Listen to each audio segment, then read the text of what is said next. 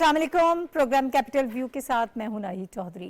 नाज़रीन, हम प्रोग्राम में सबसे पहले करेंगे 6 सितंबर के हवाले से बात। और 6 सितंबर आप जानते हैं कि हम यौम तजदीद अहद दिफा के तौर पर इसको हर साल मनाते हैं और बड़े जोश जज्बे से पूरी कौम इस दिन को मनाती है। 1965 की याद ताज़ा की जाती है जब पूरी कौम ने हमारे अफवाज पाकिस्तान के साथ मिलकर इस जंग को लड़ा था। और जो जज्बा उस वक्त हमें नज़र आता था वो जज्बा आज भी उतना ही तवाना है। हमारी जो पाकिस्तानी कौम है वो उसी जोश और जज्बे के साथ आज भी अफवाज पाकिस्तान के साथ खड़ी है और अपनी फोर्सेस की कुर्बानियों को सलाम पेश करती है। और आज का दिन भी एक ऐसा ही दिन है जब हम पूरे मुल्क में हम ये देखते हैं कि तकरीबात होती हैं और बड़ा जोश जज्बे का मुजाहरा किया जाता है। स्कूल कॉलेजेस में मुख्तलिफ इदारों में इस हवाले से तकरीबात जो हैं वो मुनक़्क़िद होती हैं। आज का दिन भी उसी जोश जज्बे से मनाया जा रहा है और इस मौके पर कुछ पैगामात भी ज़ाहिर है कि शेयर किए गए हैं। निगरान वज़ीर आज़म ने जो पैगाम दिया, उन्होंने कहा कि यौम दिफा शोहदा पर हम आज के दिन पाकिस्तान को, चूँकि हम ये समझते हैं और हम ये जानते हैं कि बहुत सारे चैलेंजेस का सामना है, इंतहा पसंदी है, दहशत गर्दी है, बैरूनी जाहरियत है, लेकिन इन चैलेंजेस के बावजूद हमारी अफवाज जो हैं वो डट कर खड़ी हैं और दुश्मन का मुकाबला करने के लिए तैयार हैं। इसी हवाले से प्रोग्राम में बात होगी आज। और जो मेरे साथ पैनलिस्ट मौजूद हैं उनका इंट्रोडक्शन मैं देती हूँ। हमारे साथ इस्लामाबाद स्टूडियोज़ में मौजूद हैं रशीद साफ़ी साहब। साफ़ी साहब सीनियर सहाफ़ी हैं, सीनियर तजियाकार हैं, बहुत शुक्रिया आपका साफ़ी साहब। और हमायूं ख़ान साहब भी हमें ज्वाइन कर रहे हैं। हमायूं ख़ान साहब भी सीनियर सहाफ़ी हैं, तजियाकार हैं, आपका भी बहुत शुक्रिया। और वाया स्काइप शहज़ादा जुल्फ़िकार साहब हमें ज्वाइन कर रहे हैं। शहज़ादा जुल्फ़िकार साहब भी सीनियर सहाफ़ी हैं, सीनियर तजियाकार हैं। सर, आपका भी बहुत शुक्रिया हमें ज्वाइन करने के लिए। साफ़ी साहब, मैं आपकी तरफ आती हूँ। बड़ा अहम दिन है आज का दिन पाकिस्तान की तारीख़ में, और जिस जोश जज्बे के साथ ये जंग लड़ी गई और इसको जीता गया, जिस तरह से पूरी कौम आगे बढ़कर उसने मुकाबला किया अपनी फ़ौज के साथ, और हर जो तबाहशुदा टैंक था वो हम ये कह सकते हैं कि हमारे कौम के जवानों के लिए वो निशान हैदर से कम नहीं था। हमारे आबा अजदाद ने बड़े ज़बरदस्त तरीके से ये सारी जंग लड़ी। तो आज भी वही जज्बा आपको नज़र आ रहा है, उतना ही तवाना है वो जज्बा? जी बिल्कुल, जज्बे जवां हैं, जज्बे तवाना है। इसलिए तो अब भी पाकिस्तान की जो सलामती के जो दुश्मन है वो पाकिस्तान पे वार करने से पहले 100 मरतबा सोचते हैं। 6 सितंबर 1965 का दिन अक़वाम आलम का वो एक ऐसा तारीख़ी दिन था जो अददी एतबार से एक छोटी फ़ौज ने अपने से कई गुना बड़े फ़ौज और कई गुना बावसाइल फ़ौज को नाको चने चबवाए थे और उनको हज़मियत का सामना करना पड़ गया था। और अक़वाम आलम इस वाक़े को इसलिए याद रखता है कि पाकिस्तान, जिसको हिंदुस्तान एक ज़ुग़म में मुब्तला था कि उनकी फ़ौज भी बड़ी है, उनकी जो है जो दिफाई सलाहियत भी पाकिस्तान से बहुत बड़ी है, उनका जो है अददी एतबार से कई लिहाज से आर्मर्ड कोर को देख के, आर्टिलरी को देख के, बर्री फ़ौज को देख के, बहरी फ़ौज को देख के, फ़िज़ाई फ़ौज को देख के, हर लिहाज से वो मुल्क हमसे अददी एतबार से बड़ा था। लेकिन पाकिस्तान ने अपनी एक अददी एतबार से छोटी फ़ौज के साथ जवामर्दी से और पामर्दी से दुश्मन के दांत ऐसे कट्टे कर दिए थे कि आज तक वो ज़ख़म जो है हिंदुस्तान का मुनहदिम नहीं हुआ है, मुंदमिल नहीं हुआ है, उसी कर्ब में मुब्तला है, उसी अज़ियत में मुब्तला है। और वो बदला लेने के लिए आज भी हिंदुस्तान जो है जारहियत का और दरअंदाजी का कोई जो मौका है हाथ से वो जाने नहीं देता।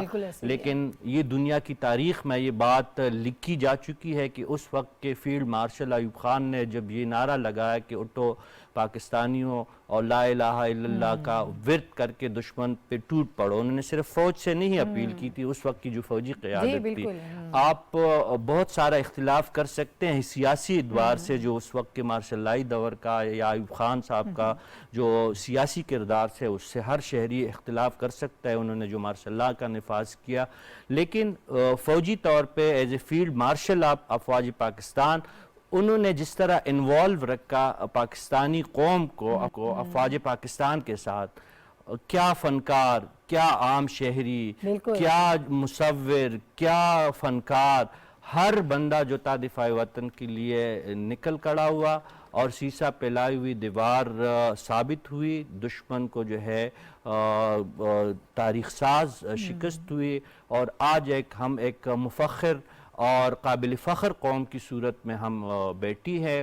और तारीख़ के जो 6 सितंबर के इस वाक़े को दुनिया मानती है कि पाकिस्तान जो एक नौमौलूद मुल्क था उस ज़माने में 1965 में पाकिस्तानी फ़ौज की उम्र या पाकिस्तानी रियासत की उम्र इतनी ज़्यादा नहीं थी, लेकिन इसके बावजूद एक ऐसा वाक़या रूनुमा हुआ कि फिर सालों तक हिंदुस्तान को हिम्मत ना हुई कि वो पाकिस्तान पे बराह रास्त हमले की जो है वो जुर्रत करे। इसलिए फिर उन्होंने इंटेलिजेंस बेस्ड प्रॉक्सी के ज़रिए, कभी बंगाल के सरजमीन को इस्तेमाल करते हुए, कभी अभी हालिया दिनों में अफ़गानिस्तान की सरजमीन को इस्तेमाल करते हुए, तो प्रॉक्सियों के ज़रिए हमें नुकसान पहुंचाने की उन्होंने कोशिश की, फॉल्स फ्लैग ऑपरेशंस के ज़रिए, लेकिन बराह रास्त हमले की जुर्रत फिर ना हुई। तो ये हमारे लिए काबिल एहतराम दिन है।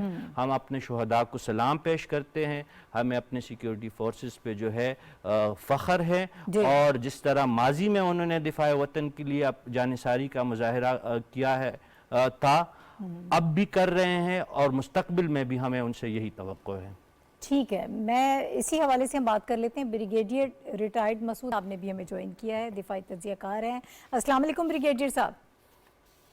जी वालेकुम सलाम भाई। जी सर, बहुत ख़ास दिन है आज का दिन, और अफवाज पाकिस्तान के तमाम शोहदा को, तमाम गाजियों को हम सलाम पेश करते हैं 6 सितंबर 1965 की जंग में, जिन्होंने अपनी जिस जोश जज्बे के साथ ये जंग लड़ी और दुश्मन को शिकस्त दी।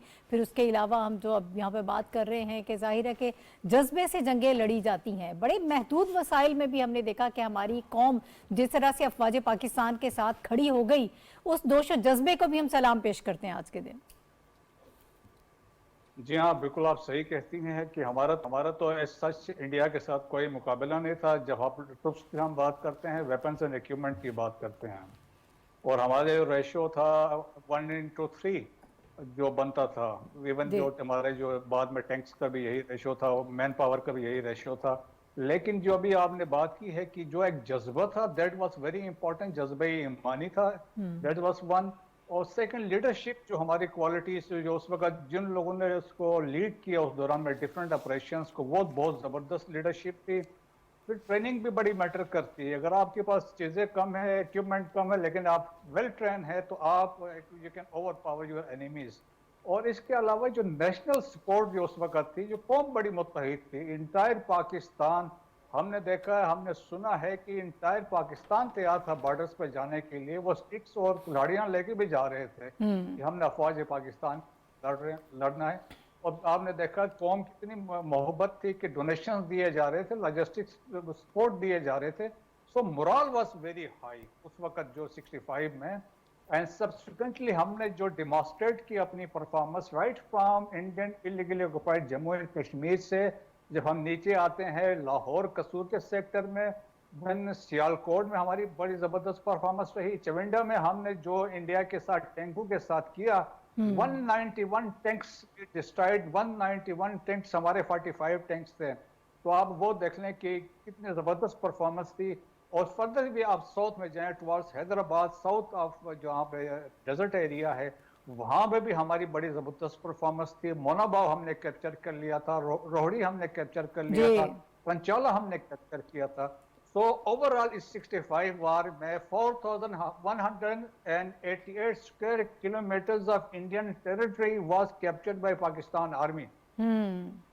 ठीक है। अच्छा सर, ये भी कहिएगा कि आज के दौर की अगर हम बात करें, उसको रिलेट करें, आज भी हमें बहुत सारे सिक्योरिटी चैलेंजेस का सामना है, इंतहा पसंदी का, दहशतगर्दी का, बैरूनी जाहरियत जो है, ये सारी चीज़ें इसको हम फेस कर रहे हैं। आज भी आपको हमारे नौजवानों में वही जज्बा नज़र आता है जो हमारे आबाओ अजदाद में था। आज भी हमारी अफवाज पाकिस्तान, ख़ास तौर पे अगर थोड़ा सा इस पे भी आप कमेंट कर दीजिएगा कि हमने वक्त के साथ साथ अपने आप को जो मॉडर्न किस्म की टेक्निक है उसके साथ आरास्ता किया है। आज हम कहाँ स्टैंड कर रहे हैं? पहली बात यह है जी कि हमारी अफवाज पाकिस्तान जो है, चाहे वो आर्मी है, नेवी, एयरफोर्स है, हम जो मॉडर्न टेक्नोलॉजीज के साथ जो भी है, वेपन्स एंड इक्विपमेंट के साथ वी आर फुली इक्विप्ड। आपको पता है we are the nuclear power है, हमारे पास मिसाइल टेक्नोलॉजी, हमारे पास जबरदस्त किस्म की मिसाइल टेक्नोलॉजी है। हम यहाँ तक कि शाहीन के साथ हम कोलकाता तक स्ट्राइक कर सकते हैं, और इसके अलावा हमारी जो अफवाज की ट्रेनिंग है बहुत ज़बरदस्त है। So we are fully ready कि कोई भी इवेंचुअलिटी होती है फ्रॉम एनी साइड, तो पाकिस्तानी अफवाज जो है वो ज़बरदस्त किस्म के तौर पर रेडी हैं। इस पर इस जो नेशन की आपने बात की है, कौम जब तक अफवाज पाकिस्तान के साथ खड़ी रहेगी तो इंशाअल्लाह कोई दुश्मन के जो मज़मूम मकासद है वो उसमें कभी कामयाब हो ही नहीं सकते हैं। बट हाल ही में कुछ लोगों ने यकीनन एक कोशिश की है, एक मज़मूम कोशिश की है, थ्रू सोशल मीडिया एक डिवीजन क्रिएट करने की कोशिश की है, लेकिन वो कभी कामयाब हुए नहीं थे, ना कभी वो होंगे। इंटायर नेशन जो है वो अफवाज पाकिस्तान के साथ शाना बशाना खड़ी है, और इंशाअल्लाह कौम भी साबित करेगी, अफवाज पाकिस्तान भी साबित करेंगे कि हम लोग कैसे लड़ सकते हैं और हम दुश्मन के कैसे दांत फटे कर सकते हैं। ठीक है, बहुत शुक्रिया। ब्रिगेडियर रिटायर्ड मसूद अहमद साहब मेरे साथ मौजूद थे। दिफाई तज़किया हुमायूं खान साहब, मैं आपकी तरफ आती हूँ और क्विकली ज़रा आप रिस्पांस कर दीजिएगा। एक तो हम जोश जज्बे की बात कर रहे हैं, फिर वक्त के साथ साथ हमने जिस तरह से मॉडर्न टेक्नोलॉजी और ये तमाम तर चीज़ें जो वक्त की ज़रूरत है उसको अपनाया है, उसकी वजह से भी आज दुश्मन जो है वो हमारी तरफ डायरेक्ट कोई अटैक करने की हिम्मत नहीं कर पाता। जी बिल्कुल, इसमें कोई दो राय नहीं। ब्रिगेडियर साहब ने भी कहा, साफ़ी साहब ने, पूरी कौम खड़ी हुई थी उस वक्त 6 सितंबर को जब इंडिया की तरफ से ये हुआ और फिर उसमें जो मिलिट्री लीडरशिप थी, सिविलियन लीडरशिप थी, और उसके अलावा जो ओवरऑल पूरा जज्बा या जज्बा ईमानी जो सारी आवाम का था, उसने एक बड़ा इम्पेक्टस दिया कि जंगें किस तरह लड़ी जाती। और हम बावजूद इसके कि 1/3 या 1/4 उनसे कम थे, हमने जो 7-8 दिन का वो जो था मार्का वो अनप्रेसिडेंटेड जीता। उसमें पाकिस्तान के साथी जो दोस्त ममालिक थे, ईरान, सऊदी अरेबिया, तुर्की और चाइना, इनका रोल बहुत अहम है। उन्होंने उस वक्त भी पाकिस्तान का साथ दिया, और ये आपकी लीडरशिप की क्वालिटीज़ थी कि उन्होंने वो रिश्ते मेंटेन किए। और आज भी यही, अगर आप उन 4-5 जो बड़े दोस्त ममालिक हैं उनको देखें तो वो भी आपके साथ हैं।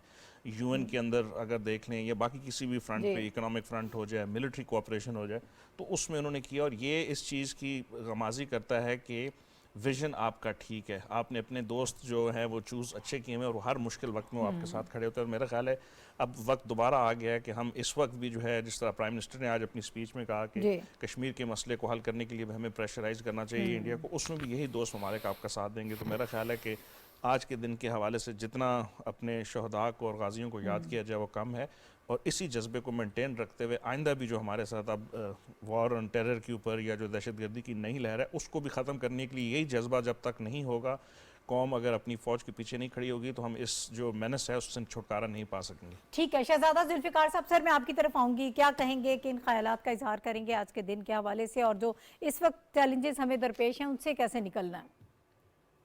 थैंक यू जी। इससे पहले देखें, अगर हम 10-20 साल पहले तो हम 65 की जंग में और जो एक जारियत थी, बैरूनी जारियत, उसका मुकाबला हमने किया और बड़ी ब्रेवरी जो है उसका मुकाबला किया। हम उस वक्त मनाते थे डिफेंस डे। आज अगर डिफेंस डे को देखें तो जरा उसको एक एक्सपेंड हो गया है कि अब अंदरूनी जो दहशतगर्दी की जंग है वहां भी कौम जो है वो फौज के साथ खड़ी है। और मुझे फार्मर आर्मी चीफ जो लेफ्टिनेंट जनरल कमर बाजवा साहब ये कहते थे कि जंगे जो है वो फौज नहीं लड़ती, वो कौमें लड़ा करती। बिल्कुल। तो जब तक कौम पीछे ना हो फौज के, तो उस वक्त तक फौज क्या कर सकती है। तो और खासकर अंदरूनी जंग, उसमें आप देखें कि फोर्सेस के लोग, हमारे शहरी, पुलिस, लेवीज, एफसी, रेंजर्स, खासादार, बेपनाह कुर्बानियां इनकी हैं कि उन्होंने कुर्बानियां दी हैं। हम उन शोधा को भी याद करते हैं इस डिफेंस डे पे कि उन्होंने अगर अंदरूनी जंग में साथ दिया। आज अगर हम थोड़ा बहुत अगर देखते हैं कि बहुत लिमिटेड हो गया है। पहले तो दहशतगर्दी के हर हफ्ते, हर दूसरे दिन, हर तीसरे दिन, अब कभी कभार कोई वाकया होता है, लेकिन उसको अगर बेखनी में अगर उन्होंने कोई रोल प्ले किया है तो ये कौम उनके साथ, सब पीछे फौज के फोर्सेस के साथ थी। और उसी जज्बे के तहत जो है आज मैं समझता हूं कि एक किसी ने वर्दी पहना हुआ है, कोई बगैर वर्दी के लड़ रहा है। अगर एक शहरी जो है वो कौम, उसका पुलिस का, लेवीज का, खासादार का, रेंजर्स का, आर्मी का FC का साथ अगर दे रहा है तो वो भी जंग लड़ रहा है ना, और वो भी टारगेट का निशान वो होता है एक दहशतगर्दों का कि वो उन्होंने उनका साथ क्यों दिया। खासकर मैं बलूचिस्तान की बात करूंगा, बलूचिस्तान में बेपनाह शोधा हैं जिन्होंने इस जंग में जो है वो अपनी जिंदगी की बाजी हार दी, उनकी फैमिलीज, और आज भी उन्होंने शोधा को याद किया जाता है। आज भी जो दिन मनाया गया उसमें इस अहमियत को बड़ा उजागर किया गया। इम्पोर्टेंट एक उन्होंने का रोल उन लोगों का है जो शोधा का है, जिन्होंने पुलिस के लोग हैं, CTD के लोग हैं, जिन्होंने इस मेनेस को उखाड़ने में, जड़ से उखाड़ने में उन्होंने बड़ा रोल प्ले किया हुआ है। मैं समझता हूं कि ये हर शहरी का फर्ज है। और दिन जो मनाना है ये कोई इस तरह नहीं है कि आप एक दिन मना दें और जाके फूलों की जो एक वो चादर है वो जाकर कहीं पर, अज़म का दिन है कि आपने जो कुछ तो पहले हुआ उनको शोधा को याद करना चाहिए, उनकी फैमिलीज को याद करना चाहिए, वो एक अलग बात। लेकिन ये अज़म का दिन है कि आपने दहशतगर्दी में हर शहरी ने अपना रोल प्ले करना है और अपना हिस्सा डालना है उसमें, चाहे वो कहीं पर अपने इलाके में गली कूचों में कहीं पर वो देखते हैं मशकूक लोगों को देखते हैं, उनको इन्फॉर्म करना चाहिए। ठीक है, बगैर इसके, क्योंकि कल उनके फैमिली के लोग लुकमा बन सकते हैं, उनके अजीज अकारिब बन सकते हैं, फौज में उनके अजीज अकारिब हैं, पुलिस में उनके अजीज अकारिब हैं। तो ये जंग सबने लड़ना है, कौम ने लड़ना है, बिल्कुल दुरुस्त। और कौमें और जज्बे जो हैं उसी से जंगें लड़ी जाती हैं और उसी से जंगें जीती जाती हैं। हमारे यहाँ जज्बे उतने ही तवाना और जवान हैं जितने 1965 की जंग में हमने देखे थे। अभी नाज़रीन हम एक ब्रेक ले रहे हैं, ब्रेक के बाद वापस आएंगे, कुछ और इश्यूज़ हैं उस पर बात होगी इस ब्रेक के बाद।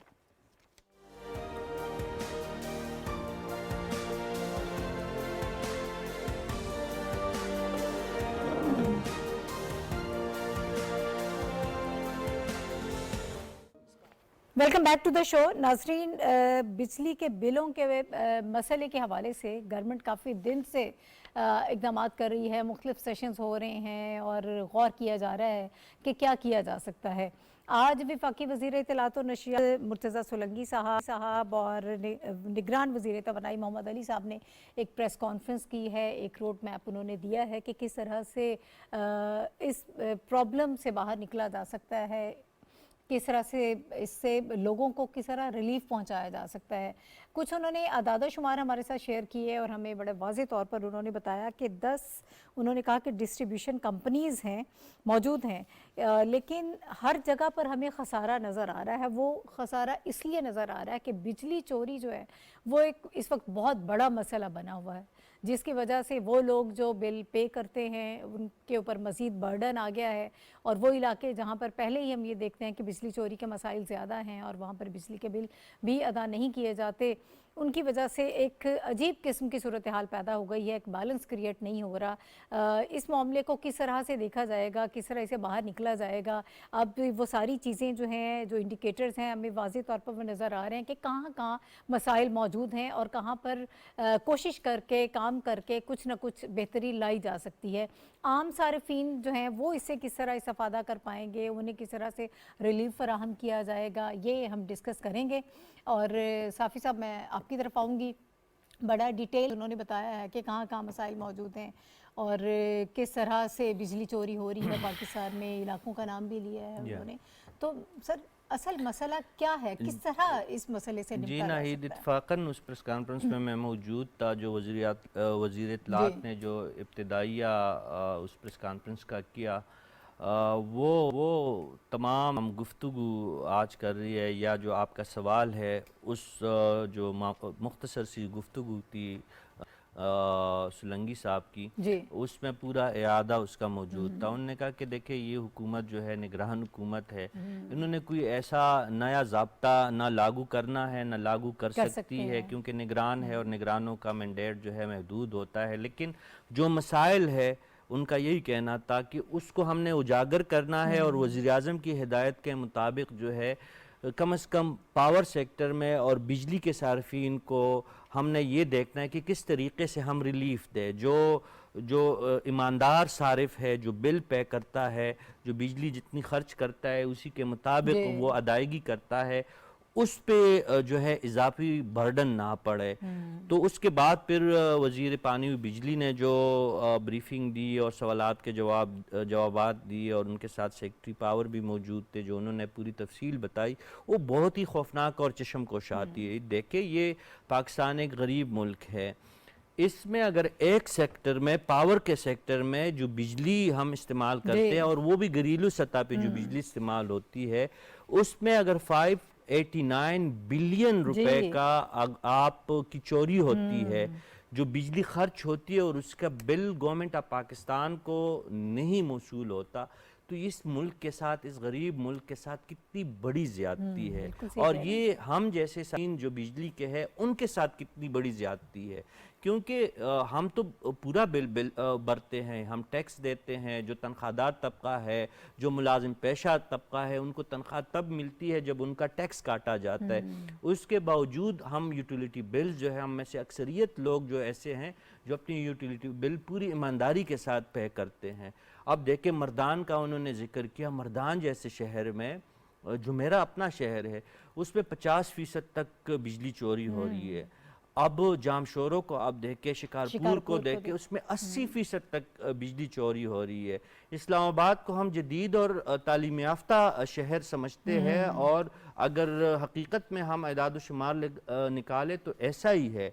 यहाँ के साथ देखे 100 अरब तक इसके जो बाकी 4-5 इसको मिला के 100 अरब की चोरी यहाँ पे होती है। लाइन लॉसेस इसके अलावा है। तो हम किस तरह रिलीफ दे पाएंगे? अगर गवर्नमेंट चाहेगी भी तो किस तरीके से देगी? IMF की बंदिशें हैं, आपके पास इजाफी सब्सिडी देने के लिए पैसे मौजूद नहीं है।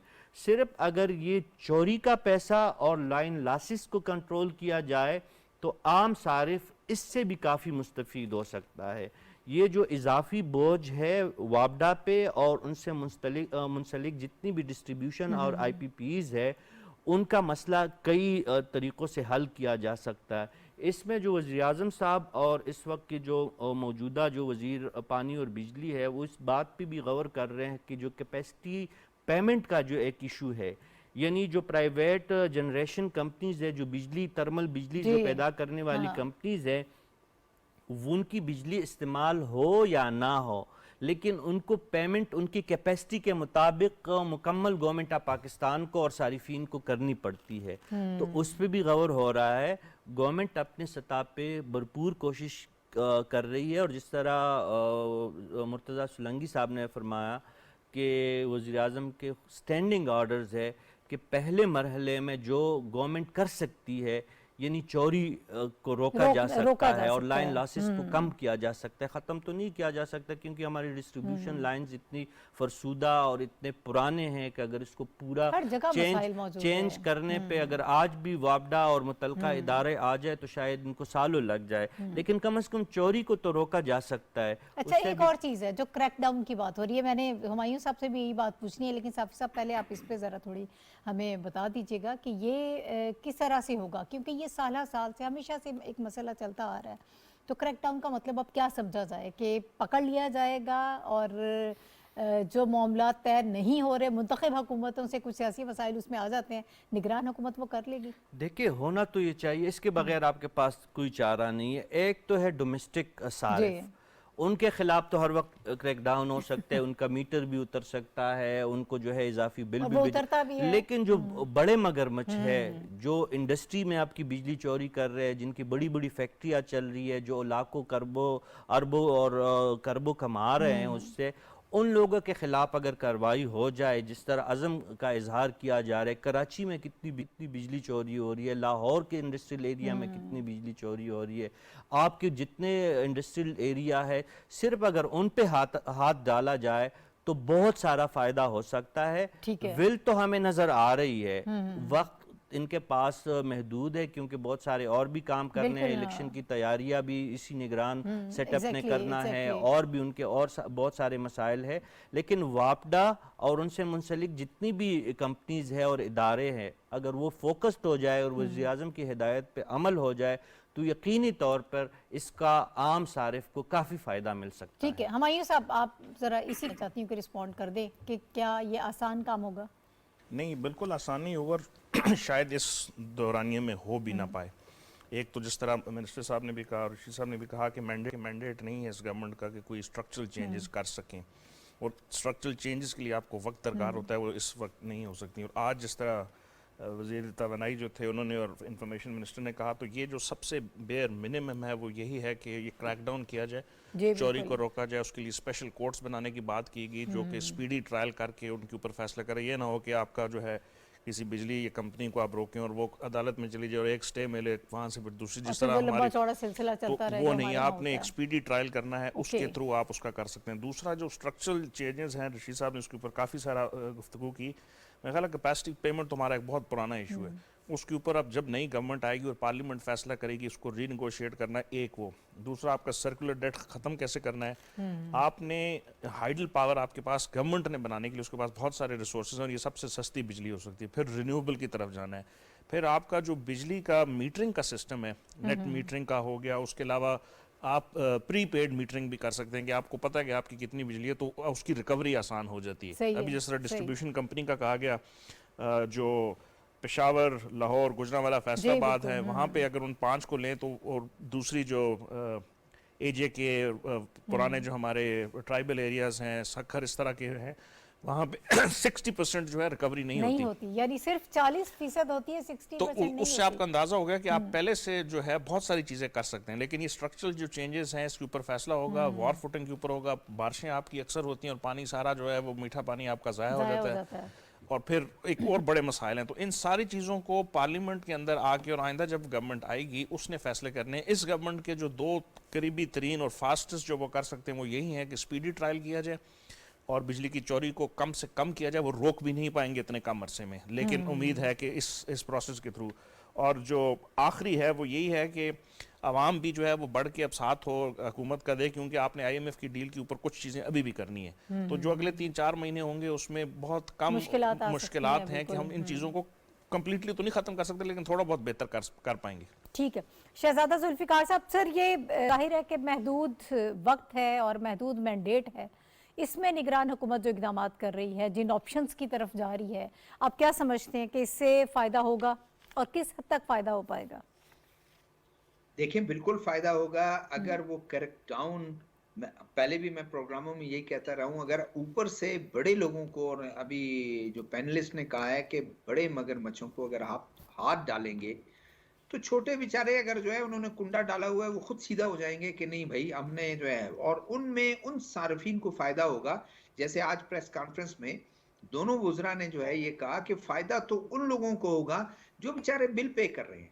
हमें उन लोगों का ज्यादा एहसास है, ज्यादा उन लोगों का ख्याल रखना है जो बेचारे बिल पे कर रहे हैं, उसमें कोई ऐसा काम नहीं कर रहे हैं जिससे जो है वो कौम को इसमें कौमी जो इक्तिसादी हालत है उसको नुकसान हो या वापडा को नुकसान हो, या कि अगर बड़े बड़े लोग सही हो जाएं तो मेरे ख्याल में ये बिलिंग का मसला सही हो जाएगा। अगर आप 60%, 50% भी इस मसले को एड्रेस करें और सही मानों में इसको हल करें, मेरे ख्याल में बहुत आपका वो अभी आप देखें ना, उन्होंने खुद प्रेस कॉन्फ्रेंस में कहा इस्लामाबाद, लाहौर, गुजरेवाला, मुल्तान, फैसलाबाद, इन 5 शहरों में उन्होंने कहा अरबों रुपए जो है ना, 1 अरब से ज्यादा जो है, 2 अरब से ज्यादा जो है ना वो 200 अरब से ज्यादा ये बिजली चोरी होती है।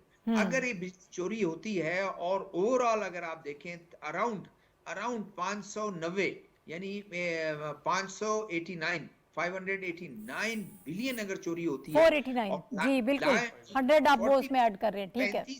35 से 40% लाइन लॉसेज हैं। अगर उसको एड्रेस कर दिया जाए, उसको 10% भी आप लिमिटेड टाइम में 10% भी लाइन लाइसेंस को आप नीचे लाकर 30% भी खड़ा करते हैं और साथ में ये एक क्रैक डाउन करते हैं, जिस तरह उन्होंने इंडिया दिया कि हम इसको बिल्कुल क्रैक डाउन करेंगे, तो मैं समझता हूँ कि आम आदमी जो है उससे मुस्तफीद भी होगा और आम आदमी उसको ये देखेगा कि मुझे स्पेयर करने में कोई वो नहीं है। जब बड़े लोगों को स्पेयर नहीं कर रहे हैं तो वो खुद ठीक हो जाएगा। अगर वो कुछ गलत काम कर रहा है तो असल तो उन सारिफिन को घरेलू, और ये प्रॉब्लम घरेलू सारिफिन का नहीं है, ये बड़े बड़े जो फैक्ट्रीज चला रहे हैं, बड़े बड़े इंडस्ट्रियल जोन में जो है।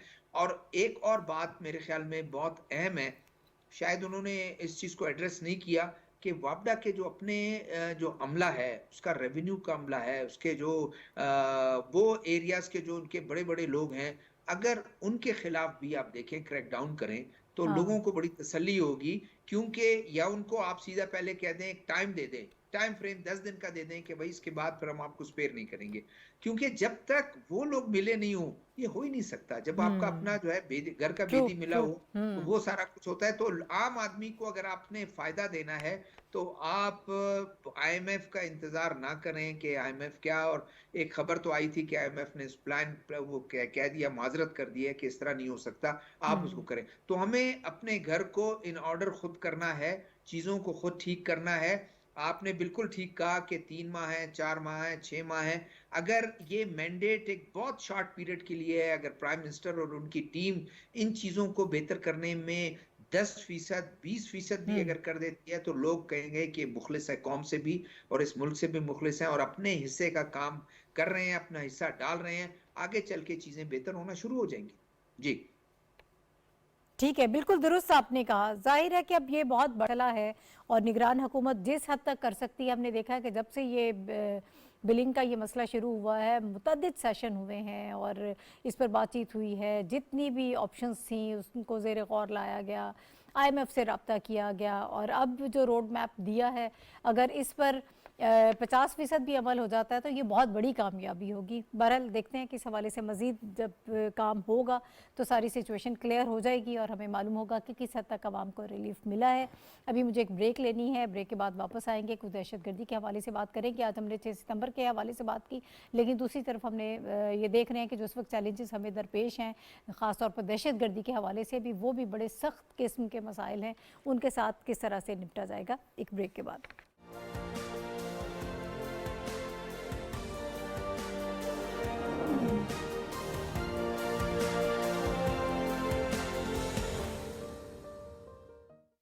एक मरतबा फिर आपको खुश आमदीद कहते हैं नाज़रीन हम प्रोग्राम में। और आज हम बात करेंगे चित्राल के हवाले से कि तहरीके तालिबान पाकिस्तान जो एक कलदम जमात है, वो चित्राल के अमन की इस तरह से दुश्मन बनी हुई है कि हमने देखा आज भी जो है वो वहाँ पर चित्राल के इलाके में पाक अफ़गान बॉर्डर से हमले की कोशिश की गई है, जिसको हमारी अफवाज ने नाकाम बनाया है और उन्होंने बरवक्त कार्रवाई की। लेकिन अब कुछ ख़बरें ये भी आ रही हैं कि ये जो आज हुआ है मामला, एक तो ये है कि ज़ाहिर है कि जब वो अपनी ख़वारजी जो हैं, जो दहशतगर्द हैं, अपनी लाशें छोड़कर भाग गए और कोई उठाने वाला नहीं था, उसके साथ साथ एक बड़ा जो अहम और संजीदा मसला ये है, ये भी कहा जा रहा है कि अफ़गान हुकूमत की हिमायत हासिल थी सारे अमल में।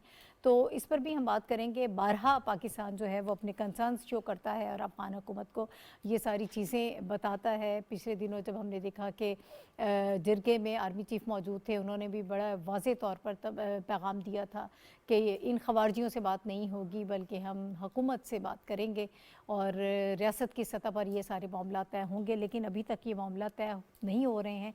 क्या वजह है कि इस पर जो है बात ज़्यादा आगे नहीं बढ़ रही है? साफ़ी साहब, क्यों इसी किस्म के मामलात हम बार बार देख रहे हैं और अफ़गान हुकूमत को हम ऑन बोर्ड लेते हैं, बार बार उनको बताते हैं कि ये मसाइल आपकी तरफ से आ रहे हैं, लेकिन कोई हमें एक पॉजिटिव दूसरी तरफ से कोई नज़र नहीं आता, रेसिप्रोकल कोई ऐसा वो नहीं है सिलसिला।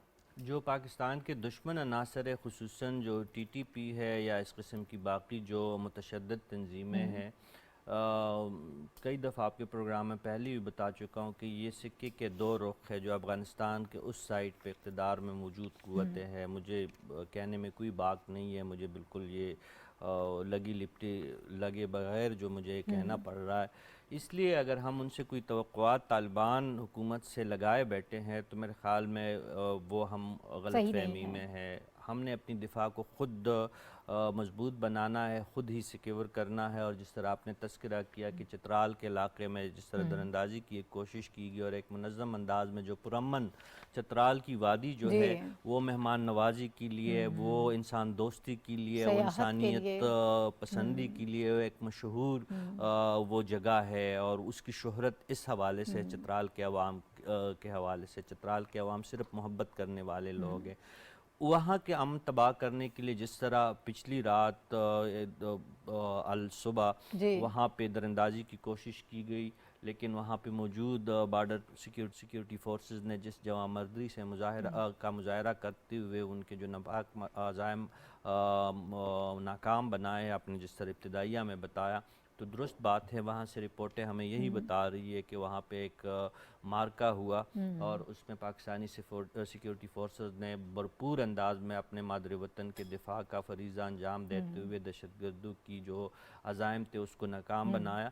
लेकिन आप जानती है कि चित्राल से मुल्का जो इलाका है, बदख्शां, नूरिस्तान और इस किस्म के जो बाकी इलाके हैं, वहाँ पे TTP और दाइश जैसी मुतशद्दिद तंजीमों की मौजूदगी कोई ढकी छुपी बात नहीं है। नूरिस्तान की पूरी वादी जो है उनके लिए किसी जन्नत से कम नहीं है, दुश्वार गुजार इलाका है और जब भी वो चाहते हैं तो पाकिस्तानी इलाके में स्पेशली चित्राल में वो घुस आते हैं और बदख्शां से भी इसी तरह हो जाते हैं, कुनड़ के इलाके से भी वहाँ पे दरअंदाजी हो जाती है। तो ये एक हकीकत है, ये बिल्कुल रोज़े रोशन की तरह आया है कि पाकिस्तान में अफ़गानिस्तान से दरअंदाजी होती है। वो दाइश की सूरत में भी हो सकती है, वो TTP की सूरत में भी होती है, वो बाकी तंजीमें जो है इहरार की सूरत में या अलकायदा की सूरत में होती हैं। लेकिन एक बात हमारे साइड पे ये तसल्ली बख्श है कि इस साइड की सिक्योरिटी फोर्सेस वो अलर्ट है, बल्कि रेड अलर्ट है इस वक्त, इसलिए उनकी ये तमाम कार्रवाइयाँ नाकाम होती है। तुरखम बॉर्डर के आसपास के इलाकों से भी झड़पों की इत्तलात हैं और कुछ वक्त के लिए अब तुरखम बॉर्डर जो है आमदोरफ्त के लिए बंद करने की भी इत्तलात है। तो ये पूरी पट्टी जो है आप शुरू हो जाए तोरा बोरा और कुरम एजेंसी से स्टार्ट हो के ये एंड है नूरिस्तान के साथ जो चित्राल का एरिया है, ये जो 25-26-2700 किलोमीटर की जो पट्टी है, यहाँ पे जहाँ पे दहशतगर्दों को मौका मिलता है वो पाकिस्तान की सलामती पे और पाकिस्तान के अमन पे वार करते हैं। सही। तो हमारी सिक्योरिटी फोर्सेस वहाँ पे अलर्ट है, लेकिन और अपनी कुर्बानियों का रोज़ आप खुद अपने प्रोग्राम में जिक्र करती है कि कभी बनू में जो हमारे जवान शहादत का जाम नोश करते हैं, कभी वज़ीरिस्तान में करते हैं, कभी बलूचिस्तान में करते हैं। लेकिन ये कुर्बानियाँ जो है ये कब तक पाकिस्तान जो है इस किस्म की सिर्फ दिफाई पोजीशन में ये कुर्बानियाँ देता रहेगा? सही कह रहे हैं आप। तालिबान क़यादत को वाज़े पैगाम भी पहुंचाया गया, उनको सफारती सतह पे भी बताया गया, उनके जो है उलमा भी उनके पास भिजवाए गए, जिरगी भी भिजवाए गए, लेकिन उस साइड से बदकिस्मती से पाकिस्तान को मुनासिब रिस्पांस नहीं मिल रहा। तो इस सूरत में पाकिस्तानी फ़ौज के पास एक ही ऑप्शन बाकी बचता है कि वो अपने दिफा के लिए जो भी उनके साथ मुयस्सर जो उनको मुयस्सर जो उनके पास टूल है वो इस्तेमाल भी कर रहे हैं और उसका भरपूर हक़ के दिफा पाकिस्तान को हासिल है। हम इस बात पे मुतमईन है कि पाकिस्तानी फोर्सेस अपने बॉर्डरों की दिफा को करना जानती है, लेकिन दूसरी साइड पे हमारा एक बिरादर इस्लामी मुल्क है, हमें उनसे भी तवक्को है कि वो अपनी सरजमीन को पाकिस्तान के ख़िलाफ़ इस्तेमाल करने के इस तासुर को मुकम्मल ख़त्म करे। ये तासुर नहीं है बल्कि हकीकत है, बिल्कुल। और वो अमली इक़दामात करे, अगर नहीं करेगा तो दोनों ममालिक के दरमियान फासले भी बढ़ेंगे और पाकिस्तान की बदअमनी में अफ़गानिस्तान का कोई फ़ायदा नहीं है, नुकसान ही नुकसान है, दोनों मुल्कों का नुकसान है। तो हमारी दुआ और ख्वाहिश तो यही है कि सरहदी पट्टी तो क्या ये पूरे रीजन में अमन कायम हो, तो ये इस पूरे खत्ते के अवाम के लिए इंतहाई अहमियत की हामिल बात होगी। ठीक है। अच्छा हुमायूं खान साहब, अब बिरादर इस्लामी मुल्क के लिए पाकिस्तान से जो बन पड़ता है वो करता है कि वहाँ पे अमन और अमान होना चाहिए, जो पाकिस्तान अपने तई बेहतरी कर सकता है, लेकिन दूसरी तरफ से जो जवाब आता है, हमारे जो जवान हैं वो कुर्बानियाँ देते हैं, ये कुर्बानियाँ कब तक चलेंगी, कब तक वो अपनी जानों का नजराना पेश करते रहेंगे? ये नेगेटिव रेसिप्रोकेसी हमेशा के लिए नहीं चल सकती। अब हमें क्या करना है? अब एक डिबेट ये भी चल रही है, पहले भी हम उस पर बात करते हैं कि क्या एक बड़ा ऑपरेशन करना पड़ेगा हमें, ऑपरेशन ज़रब या रद्द फसाद की तरह, या फिर वही जो टारगेटेड ऑपरेशन वाली पॉलिसी है उसी पे जाएंगे हम? मेरा ख्याल है जो ऑपरेशनल स्ट्रेटजी है उसके ऊपर तो पाकिस्तान आर्मी जो है और हमारी बाकी जो लॉ इन्फोर्समेंट एजेंसीज़ हैं, इंटेलिजेंस एजेंसीज़ हैं, बड़े अरसे से डिलिब्रेशन चल रही है और उसमें इंटेलिजेंस बेस्ड ऑपरेशन तो जो हो रहे हैं, टारगेटेड भी हो रहे हैं, लेकिन वक्त की ज़रूरत के मुताबिक जो है एक बड़ा ऑपरेशन भी मुतवक्के हो सकता है। इस वक्त जो है हालात जो हैं, आप अगर उसको इंटरनेशनल कॉन्टेक्स्ट में देखें तो तो दहशतगर्दी दोबारा जो है वो पिछले चंद महीनों से या सालों से जो है, या साल 1.5 साल से फिर दोबारा, और पर्टिकुलरली जब से अफ़गानिस्तान में दोबारा हुकूमत आई तालिबान की 2 साल 3 साल होने को आए, दाइश की भी वहाँ पे हमने सुना, उसके अलावा टीटीपी का तो बड़े अरसे से ये चल रहा था। एक तो ये 2600 किलोमीटर जो हमारा अफ़गानिस्तान के साथ बॉर्डर है, ये सारा जो है डिस्टर्ब हो चुका है। उसके साथ जो बलूचिस्तान वाला बॉर्डर है, और वहाँ पे जो हम पिछले चंद महीनों से या 1-2 सालों से देख रहे हैं, वहाँ पे भी दोबारा सर उठा लिए उन ऑर्गेनाइजेशंस ने, जो कि पाकिस्तान के इंटरेस्ट को, जो पाकिस्तान के जो सॉफ्ट टारगेट्स हैं, चाइनीज़ के ऊपर मुख्तलिफ जगहों पे अटैक हुआ, पाकिस्तान की सिक्योरिटी फोर्सेस पे हो रहे हैं बार बार, ये बड़ा एक कॉम्प्रिहेंसिव है। अगर आप चंद दिन पहले वाला जड़ांवाला वाला वाक़या देखें, उसमें भी जो है आपको ऑब्वियसली उसके और बहुत सारे आंसर हैं, उसके ऊपर मैं बहस नहीं कर रहा, लेकिन एक इस चीज़ के ऊपर भी किया गया कि ये फॉरेन इंटेलिजेंस एजेंसीज का भी इसमें अमल दखल हो सकता है। तो इस सारी चीज़ों को देखें तो यहाँ पे बदअमनी फैलाने के लिए जो है सेक्टेरियन जो टिंज हुआ करती थी पहले, वो दोबारा आपको हल्की हल्की मुख्तलिफ जगहों पे उसको सर उठाया जा रहा है, फिर दाइश का, और उसके बाद टीटीपी का, और फिर बलोच जो सेपरेटिस्ट हैं या जो ऑर्गेनाइजेशन है, मिलिटेंट ऑर्गेनाइजेशन, वो दोबारा से जो है फिर मुनज़्ज़म हो चुकी हैं।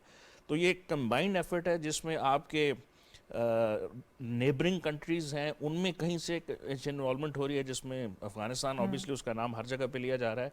उसके साथ साथ इंडिया की तरफ से मुख्तलिफ जगहों पे, चूँकि उनका इलेक्शन करीब आ रहा है, तो आप देखेंगे कि आपको कश्मीर के ऊपर या मुख्तलिफ बॉर्डर एरियाज़ के ऊपर फॉल्स फ्लैग ऑपरेशन करके, तो ये सारी चीज़ें मिल के जो है इंस्टेबिलिटी बना रही हैं। तो इसके लिए हमें एक बड़ा ऑपरेशन करना पड़ेगा, और मेरे ख्याल उस पर डिलिब्रेशन हो रही है। ठीक है शहजादा जुल्फ़िकार साहब, सर अभी तो हम चित्राल के हवाले से बात कर लें, लेकिन ये कोई एक वाक़या नहीं है, बेशुमार वाक़यात हैं, और पिछले कई महीनों से हम देख रहे हैं, इसको फेस कर रहे हैं। बड़े मुश्किल हालात हमें लग रहा है कि आने वाले दिनों में हो सकते हैं। सर क्या ऑप्शंस हैं इस वक्त हमारे पास? देखिए, ऑप्शन हमारे पास बिल्कुल जो पैनलिस्ट ने कहा कि ज़ाहिर है एक बड़ा ऑपरेशन जो है वो आप प्लान कर सकते हैं अपने एरिया में, लेकिन एक छोटी सी मैं मेंशन ज़रूर करूँगा, एक होप है। होप इस तरह है कि अफगानिस्तान में जो जियद उलमा है उन्होंने एक चीज़ बड़ा एक अच्छा फतवा दिया, और उन्होंने कहा कि आपका जहाद जो है, जब आपकी सरजमीन पर कोई काबिज हो, यानी उनका ये ख्याल था कि जब तक अमेरिका काबिज था तो उस वक्त जहाद था, लेकिन कोई भी अफगान दूसरे के सरजमीन पे जाके जहाद का क्लेम नहीं कर सकता। वो जहाद नहीं है, वो आप खुदकुशी है, वो आप अपने आप के लिए अपने जान को जाया कर रहे हैं। तो अभी हमारे मुल्क में अफगानिस्तान तो सर इस फतवे का कोई असर होगा, कोई इसका इम्पैक्ट हमें नजर आएगा? फिलहाल तो हमें कुछ नजर नहीं आ रहा। मेरा अपना पूरा ख्याल है कि ये हमारा एक प्रेशर भी था, और हमारी बातचीत जो हमने उनको एंगेज किया उसकी सूरत में आया तो है। उन्होंने एक डिक्लेरेशन तो जारी कर दिया, उनकी तरफ से एक पॉजिटिव वो है, और हम उनको जब तक इंगेज नहीं करते, हम जब तक उनको साथ लेके नहीं चलते, तो उस वक्त तक मामला तो हल नहीं होगा। हमने उनको ऑन बोर्ड जरूर लेना है। बाकी कुछ एलिमेंट्स ऐसे हैं जो जादी एलिमेंट्स टीटीपी में घुस गए हैं, वो उस वक्त टीटीए में थे, वो इधर घुस गए, उधर घुस गए, उनके साथ हम निपट सकते हैं। और एक बहुत बड़ा अच्छा आपने खुद कहा कि ज़रबे अज़्म जैसा जो है हम ऑपरेशन लॉन्च कर सकते हैं, और अब उन्होंने उसका देख भी दिया, मुंह तोड़ हमने जवाब भी दिया। चित्राल में अगर वो वहां से इंटर हुए, अगर उनके लाशें उठाने वाला कोई नहीं है, तो हमने उसको बिल्कुल एक मुंह तोड़ जवाब दिया। ठीक है, जोब में जो कुछ हुआ कैंटोनमेंट में, उन्होंने मुंह तोड़ जवाब दिया। ठीक है सर, बड़ा वास्ट किस्म का ये टॉपिक है और वक्त खत्म हो गया है। साफी साहब भी कुछ कहना चाह रहे थे, लेकिन यकीनन हम दोबारा इस पर बात करेंगे, तो इसको करेंगे।